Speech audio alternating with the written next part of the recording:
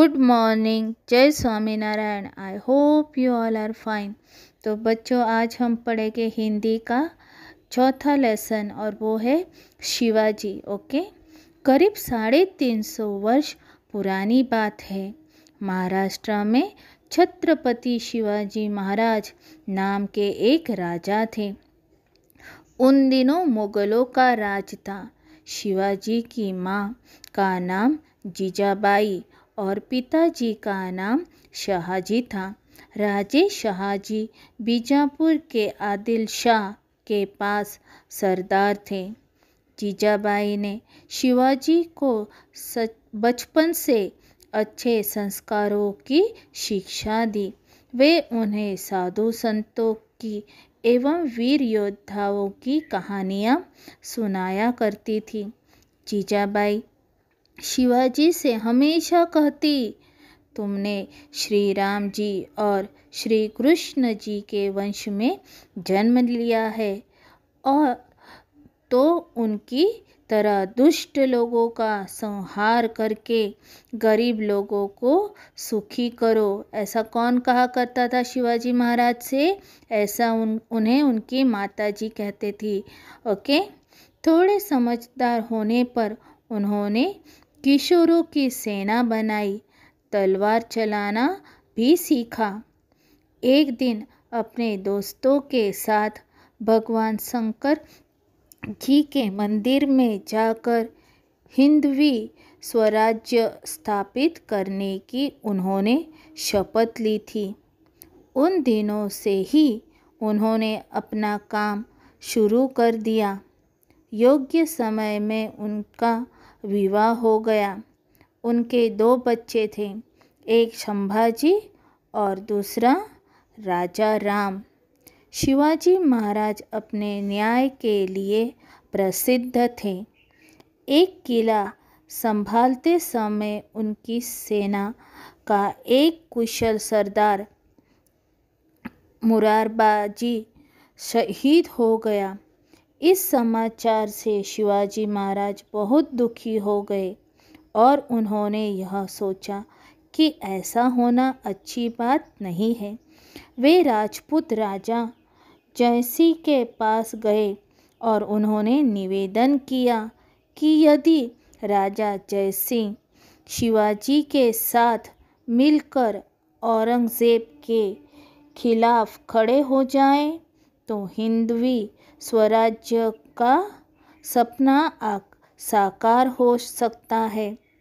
उस समय चालाक जयसिंह ने अपनी बातों से शिवाजी को प्रभावित किया और संधि करने का प्रस्ताव रखा। शिवाजी ने भी सोचा कि मनुष्य की हानि के बजाय संधि से यदि कुछ समय तक लाभ होता है तो संधि करने में ही भलाई है। इसलिए शिवाजी महाराज ने उनकी बात मान ली और संधि कर ली। उसी समय जयसिंह ने उन्हें बादशाह से मिलने को कहा। जयसिंह ने शिवाजी की सुरक्षा की जिम्मेदारी ली। शिवाजी अपने पुत्र संभाजी के साथ बादशाह से मिलने गए। उस दिन बादशाह की 50वीं वर्षगांठ थी। औरंगजेब के दरबार में सरदारों का स्थान उनकी हैसियत के अनुसार निश्चित किया गया था। जब शिवाजी महाराज वहां पहुंचे तो उन्हें जानबूझकर सरदारों की कतार में खड़ा किया गया था। उनको राजपूत राजा जशवंत सिंह राठौड़ के बाद खड़े रहने को कहा गया, जो युद्ध भूमि से भाग निकला था। गुस्से में लाल पीले होते हुए शिवाजी दरबार छोड़कर बाहर चले गए। जिस जगह पर रह रहे थे उन्होंने देखा कि वहाँ भी औरंगजेब का पहरा है। वे समझ गए कि उन्हें फंसाया गया है।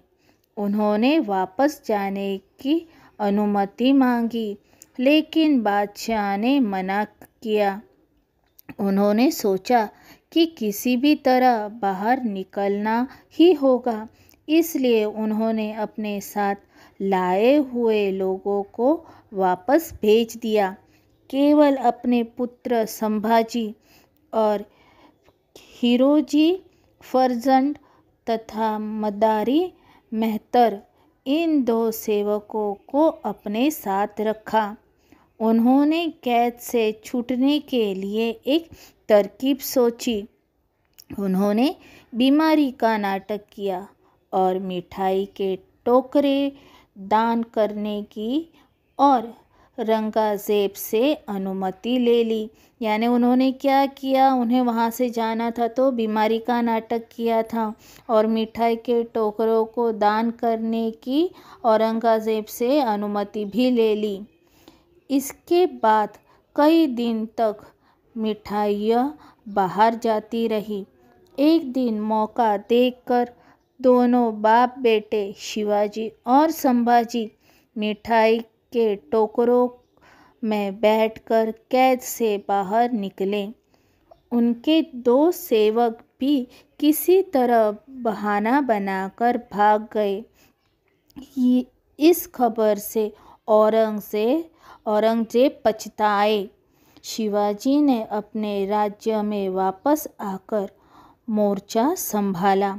इसलिए शिवाजी महाराज को लोग हमेशा याद रखते हैं, क्योंकि उन्होंने मुगलों के हाथ से राज्य लेकर उस पर अपना कब्जा किया और हिंदवी राज्य की स्थापना की।